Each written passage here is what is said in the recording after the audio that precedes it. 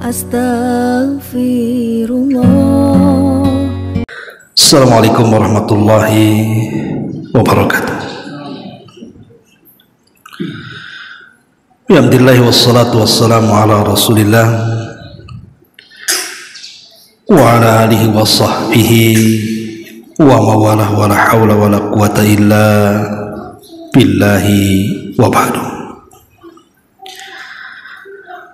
Alhamdulillah, segala puja dan puji hanya milik Allah subhanahu wa ta'ala. Salawat dan juga salam kita hadiahkan kepada Rasul kita Nabi besar Muhammad sallallahu alaihi wa ala alihi wasallam. Ma'asyiral muslimat yang dimuliakan Allah subhanahu wa ta'ala,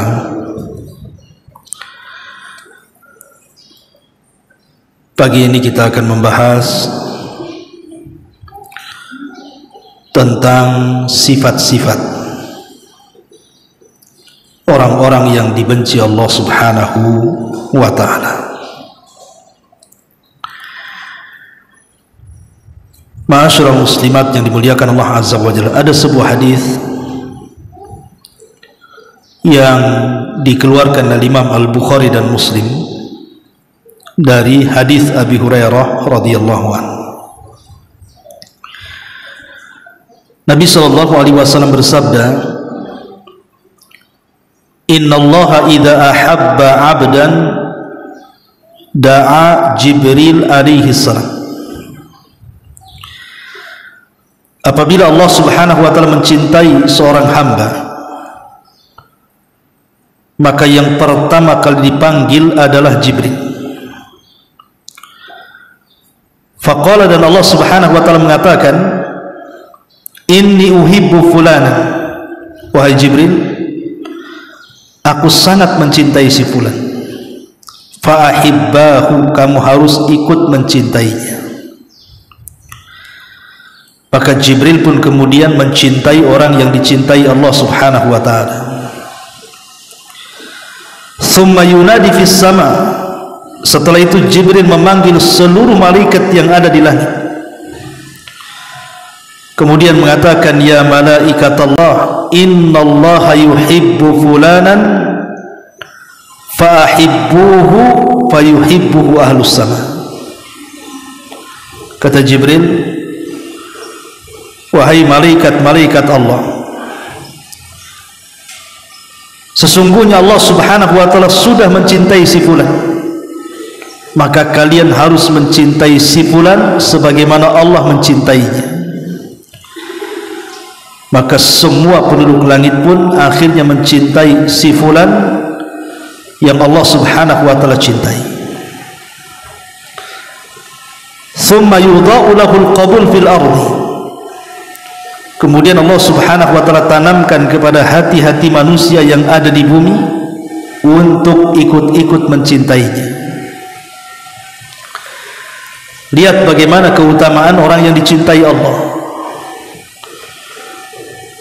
Allah subhanahu wa ta'ala sampai memanggil Jibril, kemudian meminta kepada Jibril untuk ikut mencintai yang dicintai Allah.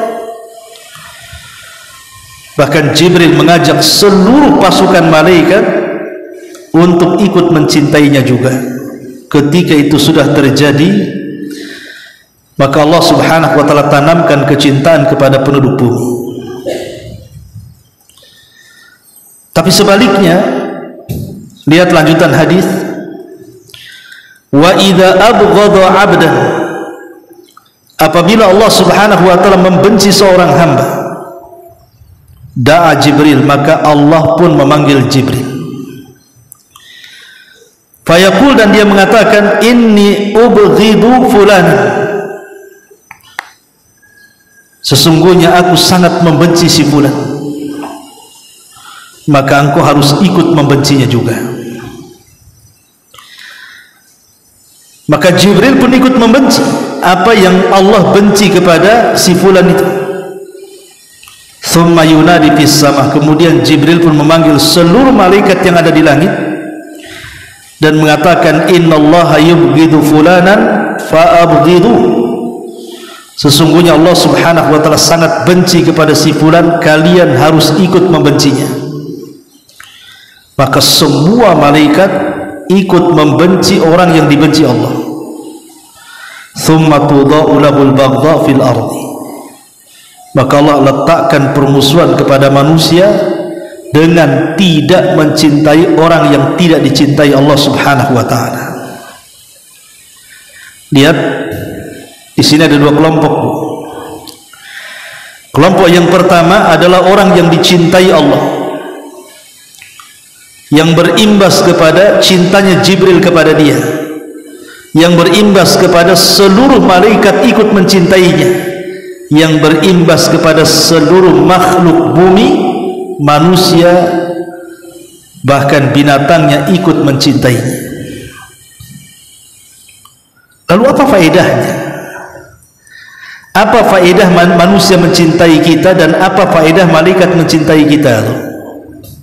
Begini Bu, di zaman Nabi ada jenazah lewat, manusia memujinya, maka Nabi SAW mengatakan wajabat. Kemudian lewat jenazah yang lain, manusia pun membencinya, maka Rasul mengatakan wajabat. Sahabat heran, apa yang dimaksud wajabat di sini? Maka kemudian sahabat bertanya kepada Nabi SAW tentang kalimat wajabat itu. Maka Nabi SAW menjawab, adapun jenazah yang pertama yang dipuji oleh banyak manusia, wajabat lahul jannah, dia wajib masuk surga. Adapun jenazah yang kedua yang dibenci dan dicela manusia, wajabat lahun nar, wajib masuk neraka, kata Rasul. Lihat di sini perbedaan dua kelompok ini. Yang satu orang yang dicintai Allah, kemudian dipuji oleh para malaikat dan dipuji oleh makhluk yang ada di bumi, sehingga Rasul katakan wajabat lahul jannah, dia layak masuk surga.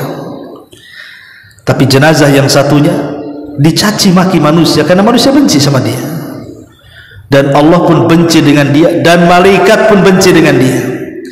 Makanya Rasul mengatakan wajabat lahun nar, dia wajib masuk neraka. Ma'asyiral muslimin yang dimuliakan, ma'asyiral muslimat yang dimuliakan Allah Azza wa Jalla. Kemudian yang kedua, apa faedahnya malaikat cinta dengan kita?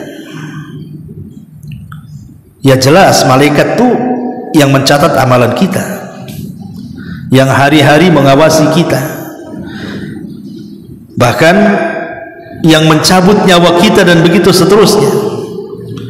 Lah kalau malaikat-malaikat ini sayang dan cinta dengan kita, tentu mereka tidak akan mencatat kecuali yang baik, tidak akan mencabut nyawa kita kecuali dengan baik, dan begitu seterusnya. Makanya pentingnya kita meraih kecintaan Allah dan menjauhi hal-hal yang bisa dibenci Allah subhanahu wa ta'ala. Karena kalau seorang hamba sudah dibenci, maka malaikat pun ikut membenci, seluruh malaikat termasuk Jibril ikut membenci, dan manusia pun Allah tanamkan kebencian kepada dia. Inilah kemudian pentingnya kita mengenal ciri-ciri orang-orang yang dibenci Allah itu seperti apa. Yang pertama, an yuhibba ma yubghidullahu ta'ala. Orang yang dibenci Allah adalah orang yang cinta dengan yang dibenci Allah. Allah membenci sesuatu, kita pula cinta dengan yang dibenci Allah. Allah tidak suka, kita pula suka. Allah larang, kita pula kerjakan. Itu dibenci orang seperti ini. Mencintai yang dibenci Allah atau mencintai yang dimurkai Allah, mencintai yang dilarang Allah, maka ini yang pertama. Inilah orang yang sangat dibenci Allah subhanahu wa ta'ala. Kemudian yang kedua, terus menerus di atas kemaksiatan, terus menerus di atas kemaksiatan dan kesesatan, tidak ada keinginan bertobat. hawa nafsunya terus mendorong dia untuk melakukan kemaksiatan, dan akalnya tidak pernah berpikir untuk bertobat melawan hawa nafsunya, maka ini juga orang yang paling dibenci Allah Subhanahu wa ta'ala. Kemudian yang ketiga, alla yazal musahiban li ahli al-ma'asi, berkawan dengan ahli maksiat. Tahu bahwa kawannya itu ahli maksiat, tetap aja berkawan dengan dia, bahkan dijadikan kawan baiknya pula. Maka ini juga orang yang dibenci, karena lama-lama kalau orang berkawan dengan ahli maksiat, nanti ikut-ikut maksiat masalahnya, makanya sangat dibenci. Kemudian yang keempat, tidak pernah menjaga kewajiban-kewajiban Allah dan rukun-rukun agama, seperti meninggalkan sholat, meninggalkan puasa Ramadan, tidak mau bayar zakat, tidak mau haji padahal sanggup, gitu ya, malas-malasan, ataupun mungkin melalaikan hak-hak dan kewajiban, baik hak-hak dan kewajiban kepada Allah ataupun hak-hak dan kewajiban kepada manusia, seperti seorang istri kepada suami, suami kepada istri, orang tua kepada anak-anak, kepada orang tua kita kepada tetangga, dan begitu seterusnya. Kita melalaikan dan mengabaikan hak-hak tersebut, maka ini pun termasuk orang yang dibenci Allah Azza wa Jalla. Kemudian yang nomor 5, an yubghidan nasiha wa yakrah an-nas, benci kepada nasihat dan tidak suka kepada orang yang memberikan nasihat. Allah Subhanahu wa taala mengatakan dalam surah Al-Baqarah ayat 206, wa idza qila lahu taqillaha akhadathul izzatu bil itsmi fa hasbuhu jahannam wa la bi'sal mihad. Apabila dikatakan kepadanya bertakwalah kau kepada Allah, dia pun kemudian malah memperlakukan dengan melakukan sebuah dosa, menganggap nasihat itu bukan nasihat, menganggap nasihat itu kritikan, sehingga dia marah, akhirnya melakukan dosa. Kemudian yang keenam, an yakrah ma yuhibbuhullah wa yuhibbu ma yakrahuhullah, benci terhadap apa yang Allah cintai atau cinta terhadap apa yang Allah benci. Benci kepada yang Allah cintai. Allah cinta dengan ibadah, kita pula benci ibadah. Allah cinta dengan persatuan, kita pula benci dengan persatuan, akhirnya ingin selalu berpecah belah, dan begitu seterusnya.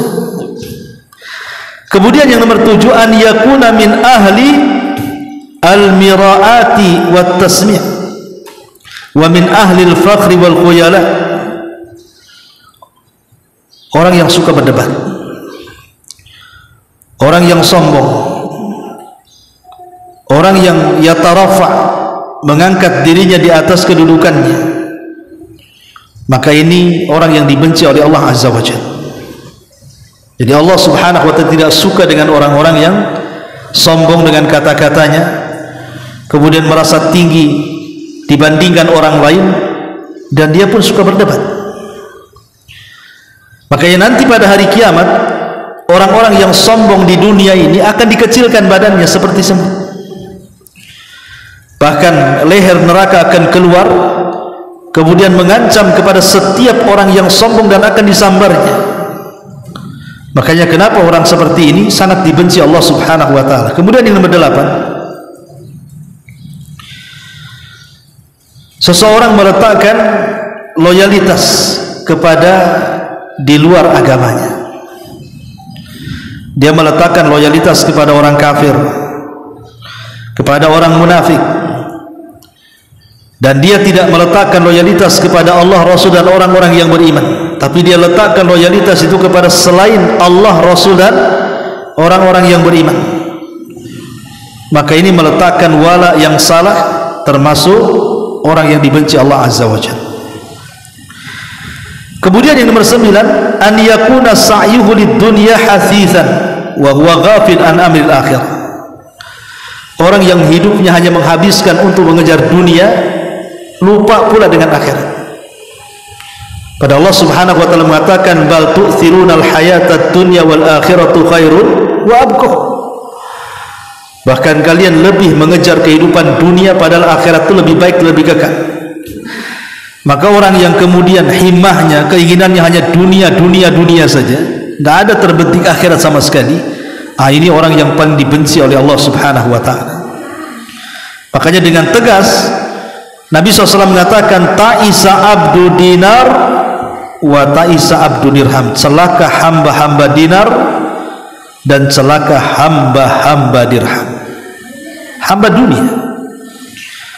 Kemudian yang nomor 10, an yuqariful kabair al-mubiqat allati tajlibu alaihi sakhtu atau sukhtullahi wa ghadabu. Seseorang membiasakan melakukan dosa-dosa besar yang menghancurkan sehingga mengakibatkan datang kemurkaan Allah Azza wa Jalla. Seperti apa? Seperti zina, makan riba, kemudian juga menuduh wanita baik berzina, sihir, dan yang semacamnya. Ini orang-orang yang dibenci oleh Allah Azza wa Jalla. Kemudian yang nomor 11 juga an yakuna badi'ul lisan, lisannya kotor, tidak santun, kasar, suka ghibah, namimah, ngadu domba, hasad, ya. Maka ini juga orang yang paling dibenci Allah Azza wa Jalla adalah yang lisannya tidak pernah santun. Kemudian yang nomor 12 an yatashabbah bil kafirin wal fasikin, kehidupannya selalu ingin menyerupai orang kafir, selalu ingin menyerupai orang fasik. Ini orang dibenci Allah. Terutama anak-anak muda di zaman sekarang, Bu, hati-hati, Bu. Anak-anak muda di zaman sekarang ini, tengok coba anak-anak yang tanggung itu. Tengok orang-orang pang dijentik telinganya, ikut dijentik. Tengok orang pang ditato, ikut ditato. Kemudian dicukur koza gitu ya, seperti jengger ayam tuh, kepalanya ikut juga kayak gitu ya. Ini kan meniru orang-orang fasik, Bu. Kenapa, Bu? Kok bisa seperti itu ya? Karena kesalahan orang tua, tidak mengarahkan anaknya ke agama. Makanya sering saya ulang-ulang, Bu, orang tua itu kalau tidak mengarahkan anaknya ke agama, kemungkinan anaknya akan jatuh kepada 4 perkara. Kalau ibu tidak mengarahkan anak ibu ke agama dari kecil, maka anak itu biasanya terjerumus kepada 4 perkara. 1, mulhidun. 2, 1 mulhidun, kemudian 2 mudmirun, kemudian 3 mujrimun, kemudian 4 syadzun. Pertama, mulhid. Kalau orang tua tidak mengajarkan anaknya agama, maka anaknya nanti kalau besar itu jadi mulhid. Mulhid itu menyimpang dalam agamanya, ataupun sama sekali tidak peduli dengan agama, karena tidak ada dasar agamanya, sehingga setelah besar ingin tobat, karena tidak ada guru, masuk pula ke internet, ketemu pula channel khawarij, jadilah dia teroris, jadi mulhid. Atau mungkin masuk ke ajaran yang tidak wajib sholat, ataupun masuk ke ajaran yang ngaku Imam Mahdi, ngaku Nabi, dan begitu seterusnya, kan mulhid, karena tidak punya dasar agama, atau sama sekali tidak mau beragama, nggak, cuek dengan agama. Yang kedua, mujrim, jahat. Kalau anak tidak diajarkan agama, nanti kalau besar jadi jahat. Kemudian yang ketiga, mudmir. Kalau anak tidak diarahkan ke agama, maka dia akan kecanduan maksiat, candu narkoba, candu minuman khamr, candu berzina, candu macam-macam maksiat kepada Allah Azza wa Jalla. Atau yang terakhir, syadz, terjerumus kepada penyimpangan seksual, entah homoseksual, entah lesbi gitu ya, LGBT lah bahasa kitanya. Kenapa? Karena tidak tahu agama. Makanya ketika orang tidak tahu agama, imbasnya apa, Bu? Tasyabuh dengan orang kafir akhirnya. Menyerupai orang kafir jadinya, kan? Menyerupai orang fasik. Tapi kalau orang punya agama, dia tidak akan menyerupai orang kafir ataupun orang fasik, karena dia punya style sendiri, agama yang merintahkan seperti itu. Maka ini yang nomor 12, orang yang paling dibenci Allah Azza wa Jalla adalah orang yang tasyabuh dengan orang kafir ataupun orang fasik. Kemudian juga yang nomor 13, an yatalabbasa bisyirki wa yaqa'u fihi thumma la yuwaffaq ila taubati minhu. Ini yang paling bahaya. Ketika dalam hidup kita ini kita terjerumus kepada kesyirikan dan kita tidak bisa keluar dari situ dan tidak mendapatkan taufik, maka ini orang yang paling dibenci Allah. Masuk ke dunia syirik. Dan di masyarakat umum, syirik itu bukan perkara yang menakutkan di masyarakat ini. Padahal kita bagi yang sudah ngaji kan, yang sudah belajar tauhid kan ngeri, dosa syirik itu tidak diampuni, dikeluarkan dari Islam, masuk neraka dikekalkan, kan ngeri bukan? Tapi masyarakat awam itu nggak peduli itu, entah karena ilmunya tidak sampai atau mungkin karena setan berhasil menggodanya. Lihat di masyarakat orang yang candu datang ke dukun, bahkan dia jadi dukunnya pula.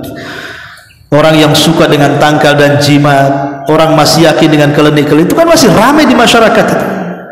Tahayul-tahayul, khurafat-khurafat itu. Itulah orang yang paling dibenci oleh Allah Subhanahu wa ta'ala. Inilah 13 perkara, Bu, jangan ada pada diri kita. Saya ulas secara singkat. Mencintai yang dibenci Allah. 2, terus menerus di atas kemaksiatan dan enggan bertobat. 3, berkawan dengan orang-orang ahli maksiat dan dia tidak berkawan orang-orang baik. Kemudian yang keempat, tidak menjaga kewajiban-kewajiban Allah dan rukun-rukunnya seperti sholat dan yang semacamnya. Kemudian yang kelima, benci nasihat, bahkan benci kepada orang yang memberikan nasihat. Kemudian yang keenam, benci terhadap yang dicintai Allah atau cinta terhadap yang dibenci Allah.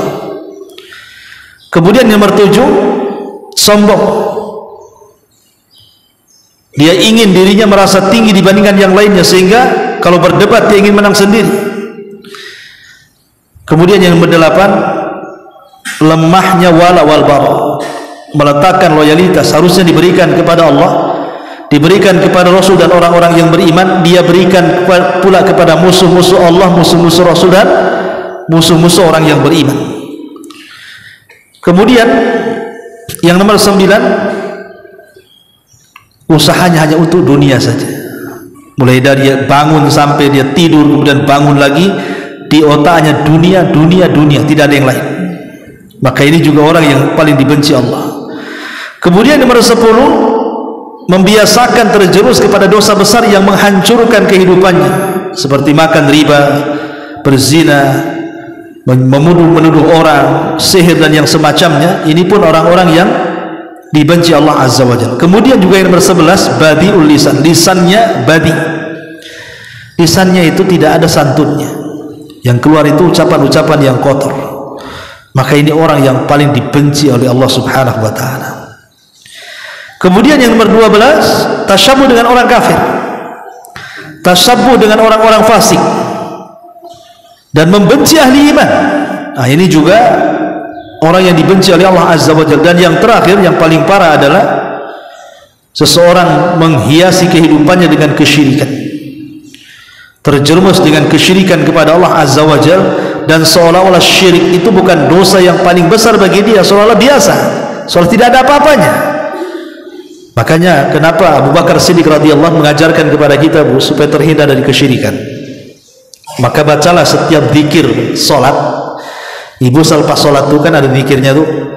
Bacalah salah satu doa zikir itu adalah Allahumma inni a'udzubika an usyrika bika wa ana a'lam wa a'udzubika bima la a'lam. Ya Allah, aku berlindung kepadamu. Kalau tidak bisa bahasa Arabnya, bahasa Indonesia lah. Ya Allah, aku berlindung kepadamu dari kesyirikan yang aku ketahui dan dari kesyirikan yang tidak aku ketahui. Ya, intinya bahwa Hati-hati jangan sampai kemudian kita menjadi orang yang paling dibenci Allah. Hindari sifat-sifat ini.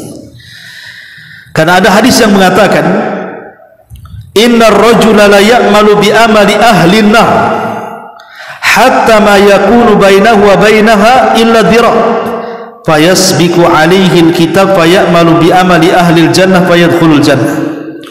Wa innar rajula la ya'malu bi amali ahli al-jannah hatta ma yakun bainahu wa bainaha illa dhira' fayasbiqu alaihi al-kitab fayamalu bi amali ahli an-nar fayadkhuluha. Kata Rasul, ada seseorang hamba yang ketika di dunia dia banyak melakukan amalan penduduk neraka, sehingga antara dia dengan neraka itu tinggal satu hasta, tapi catatan membaliknya. Di akhir hayat dia pun mengamalkan amalan ahlil jannah, ahli surga, maka akhirnya Allah wafatkan dan ketika itu dia dimasukkan ke dalam surga. Tapi ada orang-orang yang sekebalikannya, di dunia itu nampaknya banyak amalan surga yang ia lakukan, sholatnya, puasanya, zakatnya, hajinya, dan macam-macamnya lah. Tetapi ketika antara dia dengan surga tinggal satu hasta, Allah balik catatannya. Dia pun di ujung hayatnya mengamalkan amalan penduduk neraka. Ketika dia mati Allah masukkan pula dia ke neraka. Maka kita khawatir kalau seandainya di antara 13 sifat yang Allah benci ini terbawa oleh kita sampai kematian kita. Itu yang kita khawatirkan. Berarti kalau 13 perkara ini terbawa sampai kepada kematian kita, dipastikan kita su'ul khatimah masalahnya. Maka hindarilah 13 ini, karena inilah pemicu Allah subhanahu wa ta'ala sangat membenci kita hamba-hambanya. Ma'asyiral muslimat yang dimuliakan Allah azza wa jalla. Tetapi sebaliknya, jadilah orang-orang yang dicintai Allah subhanahu wa ta'ala. Karena kalau seandainya Allah subhanahu wa ta'ala sudah mencintai kita, maka tadi saya katakan di awal, bagaimana Jibril pun dimintai oleh Allah subhanahu wa ta'ala untuk mencintai kita. Kemudian Jibril memanggil seluruh makhluk, hei fulan, Allah cinta dengan si fulan, kalian harus cinta juga kepada si fulan. Maka semua akhirnya cinta kepada si fulan karena Allah cinta dengan si fulan. Lah ketika itu apa yang terjadi? Maka Allah subhanahu wa ta'ala menanamkan kecintaan kepada seluruh makhluk yang ada di bumi untuk ikut mencintainya. Kan senang, senang kalau seandainya kita ini mendapatkan kecintaan kepada Allah azza wa jalla. Tapi masalahnya, meraih kecintaan Allah kepada kita ini bukan perkara mudah. Ada hal-hal yang ibu harus pahami. Pertama, terkadang bentuk cintanya Allah kepada kita itu, Allah menguji kita. Allah uji kita, apakah kita ini betul kecintaannya atau tidak. Makanya kenapa Nabi SAW mengatakan, inna idhamal jazama idhamil bala, wa inna allaha idha ahabba qauman ibtalahum faman radiya falahu ridha wa man sakhita falahu sukhta. Besarnya balasan itu disesuaikan dengan besarnya cobaan. Allah itu kalau seandainya mencintai sebuah kaum, pasti Allah uji kaum itu. Siapa yang ridha dengan ujian Allah, Allah ridha. Siapa yang benci dengan ujian Allah, Allah juga tidak ridha dengan dia, benci dengan dia. Jadi meraih kecintaan Allah itu juga tidak mudah, harus ada ujian. Ibu akan diuji. Jadi kalau ibu seandainya diuji kesehatannya, diuji rumah tangganya, diuji ekonominya, diuji macam-macamnya, ibu jangan sedih. Boleh jadi ujian itu adalah bentuk dari Allah hendak mengangkat kita, derajat kita, dan bentuk Allah itu sayang dengan kita, sayang dengan kita. Makanya Allah subhanahu wa ta'ala uji kita. Ma'asyiral muslimat yang dimuliakan Allah subhanahu wa ta'ala, adapun di antara ciri-ciri orang-orang yang dicintai Allah subhanahu wa ta'ala tentu banyak sekali lah Bu ya. Saya akan contohkan beberapa saja. Satu, ittiba hadyin Nabi, mengikuti petunjuk Nabi. Kalau kita sudah mengikuti petunjuk Nabi, ketahuilah itulah alamat Allah cinta dengan kita. Qul in kuntum tuhibbunallaha fattabi'uni yuhibbukumullah. Katakan, jika kalian mencintai Allah, ikuti aku, maka Allah akan cinta kepada kalian. Artinya cintanya Allah kepada kita ketika kita mengikuti petunjuk Nabi sallallahu alaihi wasallam. Yang kedua, adzallu lil mu'minin, berusaha untuk menghormati orang-orang yang beriman, mencintai orang-orang yang beriman. Karena tanda kecintaan Allah kepada kita ketika kita ini meletakkan kecintaan kepada orang-orang yang beriman. Kemudian yang ketiga, di antara ciri kecintaan Allah Subhanahu wa taala kepada kita adalah ketika Allah Subhanahu wa taala berfirman dalam hadis qudsi, "Man 'ada li waliyan faqad adantuhu bil harbi wa ma taqarraba ilayya 'abdi bi syai'in ahabba ilayya mimma aftaradtuhu 'alaihi wa ma yazalu 'abdi yataqarrabu ilayya bin nawafil hatta uhibbahu." Jadi yang ketiga adalah orang yang banyak mengamalkan amalan sunnah setelah yang wajib. Karena di sini hadisnya Allah berfirman, siapa yang memerangi waliku maka dia telah mengumandangkan perang bersamaku, dan tidaklah seorang hamba mendekatkan kepadaku dengan sesuatu yang lebih aku cintai daripada melaksanakan kewajiban. Dan kalau hamba itu menambah dengan sunnah-sunnahnya dan terus melakukannya, maka aku lebih mencintainya lagi. Dari sini yang ketiga adalah tanda cinta Allah kepada kita kalau kita dicintakan dengan amalan sunnah. Ya, sholat sunnah, puasa sunnah, sedekah sunnah, yang sunnah-sunnah lah kan itu ya. Maka itu pun tanda Allah Subhanahu wa taala cinta dengan kita. Dan banyak lagi, dan ini pernah saya bahas ya, tentang alamat kecintaan Allah Subhanahu wa taala kepada hambanya. Ini yang bisa sampaikan tentang 13 alamat tanda Allah Subhanahu wa taala benci dengan kita. Baik, sampai di sini Bu. Kalau ada yang bertanya silakan. Kita buka tanya jawab. Kalau enggak kita tutup.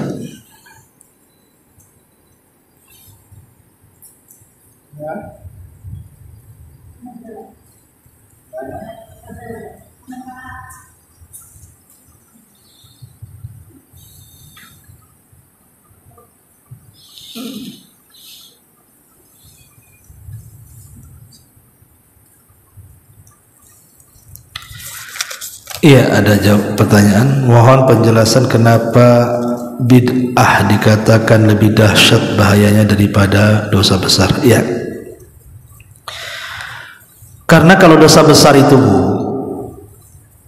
itu sudah tahu itu dosa. Zina dosa besar, tahu zina itu dosa. Mencuri dosa, orang tahu, yang mencurinya aja tahu itu dosa. Korupsi, yang koruptornya aja tahu itu dosa. Tapi kalau bid'ah itu, yang mengerjakan bid'ah tidak tahu itu dosa. Gitu ya Bu ya. Kalau ada orang melakukan bid'ah, orang yang melakukan bid'ah itu tidak tahu dia sedang berbuat dosa. Karena dia tidak tahu dia sedang berbuat dosa, dikencangkan lagi bid'ahnya sama dia, besarin lagi bid'ahnya sama dia, didanai lagi. Ini yang pertama. Yang kedua, ahli maksiat itu Bu, tidak ada yang berdoa kepada Allah supaya anaknya jadi penerus dia. Umpamanya orang yang melakukan zina, gak mungkin dia berdoa, ya Allah jadikan anakku germo. Nggak ada. Ada gitu Bu ya. Atau umpamanya pencuri, ya Allah jadikan anakku perampok. Nggak ada. Tapi kalau ahli bid'ah ada. Ya, ahli bid'ah itu mereka pasti akan menjadikan anak-anaknya sebagai penerusnya. Kalau bisa dipesantrenkan, dipondokkan supaya lebih hebat lagi bid'ah daripada bapaknya. Nah, itulah kenapa kemudian bid'ah itu lebih dahsyat bahayanya. Karena kemaksiatan itu nampak baik orang yang melakukannya atau yang tidak melakukannya. Tahu itu maksiat. Mencuri, orang yang melakukannya tahu itu mencuri, salah, dosa besar. Yang melihatnya pun sama. Tapi kalau bid'ah, yang melakukan dan yang melihatnya pun sama juga, seolah-olah itu bukan dosa, kecuali yang melihatnya itu punya ilmu. Makanya kenapa kemudian terkadang iblis itu, syaitan lebih suka kepada ahli bid'ah dibandingkan kepada ahli maksiat, karena ahli maksiat itu kalau diingatkan tahu dia maksiat sehingga mudah tobat. Tapi kalau ahli bid'ah diingatkan dia tak tahu kalau itu bid'ah sehingga malah dia menentang, kita boleh disalahkan dia. Nah, itulah makanya kenapa bid'ah dikatakan lebih dahsyat bahayanya dibandingkan maksiat. Wallahu a'lam. Kemudian yang kedua, untuk menghilangkan uang riba dari bank, apakah disyaratkan harus dengan mengambil uang tersebut secara fisiknya dari bank, atau boleh dengan uang yang ada di tangan dan jumlahnya sama sejumlah uang riba? Enggak ditarik di bank, ngapain uang sendiri? Kalau uang sendiri ya halal lah kan Bu. Kalau maksudnya begini umpamanya, ibu ngambil uang, kan biasanya di tabungan itu kan ada saldo, ada ini, ada itu kan, termasuk bunga pun dicatat juga tuh di bank itu, di buku bank. Kalau memang tahu nih, kalau saya ngambil di bank, oh ini uang ini kalau diambil 100 juta umpamanya, ribanya 2 juta umpamanya. Ima kita tarik uang 2 juta itu dari bank, kemudian kita belanjakan kepada yang umum, pembangunan jalan, entah WC masjid, WC pesantren, pokoknya yang umum-umum lah ya, dan tidak dimakan, dan bukan untuk bersedekah Bu. Niatnya itu bukan niat sedekah, tapi niat buang sial, niat membersihkan harta. Jadi dapat pahalanya itu niatnya karena membersihkan harta. Ya Allah, dengan riba itu saya ingin bersihkan harta saya, di situ pahalanya.